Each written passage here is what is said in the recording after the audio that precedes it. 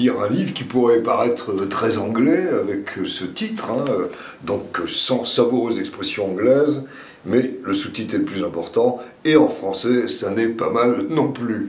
Et l'objectif à chaque fois, ça a été de donner ces expressions anglaises dont on n'a pas la traduction littérale en français, comme par exemple « to be a fly on the wall », être une mouche sur le mur, qui pour nous ne veut pas dire grand-chose, mais qui dans le fond a des équivalents et qui sont tout à fait excellents. Alors, l'illustrateur a été excellent parce que vous voyez ici la mouche qui est sur le mur, et vous comprenez l'image, elle est en train d'avoir des écouteurs, elle a un appareil photo, elle écoute.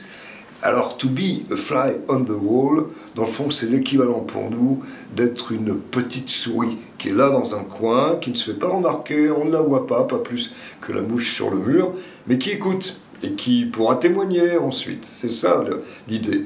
Ce qu'il faut avoir aussi en tête, c'est que lorsque vous avez des équivalents français, eh bien on n'en a pas tant que ça. Et l'émission anglaise F-O-T-W, je le prononce à la française, c'est fly, mouche, on, le O, T, the wall, et qui veut dire une émission qui était fondée sur discrètement une caméra, et avec tout ce qu'il faut pour enregistrer, et qui a donné des émissions aux États-Unis qui ont eu un grand succès. C'est un peu la caméra cachée, si vous voulez, c'est un peu ce style-là. Alors voilà pour To Be a Fly on the Wall, puisqu'on est du côté des mouches, continuons avec les mouches, parce qu'il y en a d'autres aussi. There is a fly in the ointment. Alors là, vous voyez, une mouche dans une sorte de crème. En fait, ointment, ça veut dire un onguent. L'idée, c'est qu'il y a une ombre au tableau. C'est qu'il y a un grain de sable dans les rouages. Vous voyez, on a des belles expressions, mais on n'a pas l'équivalent d'une mouche dans l'onguent, mais c'est pas plus mal.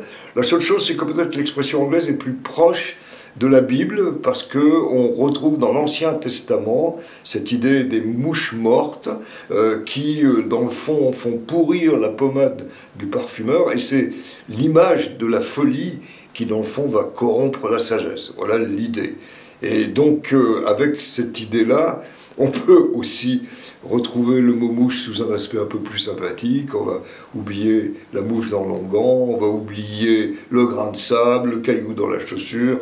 Il y a un hic, hein, cette fameuse question hic est, donc questio, c'est ça, c'est l'abréviation, un hic, un problème, pour repenser aux mouches à miel, ce qui sont les abeilles. Alors ça, c'est sympathique. S'il y a une mouche à miel sur le mur, bon, on ne va pas la tuer, on va essayer de la faire sortir.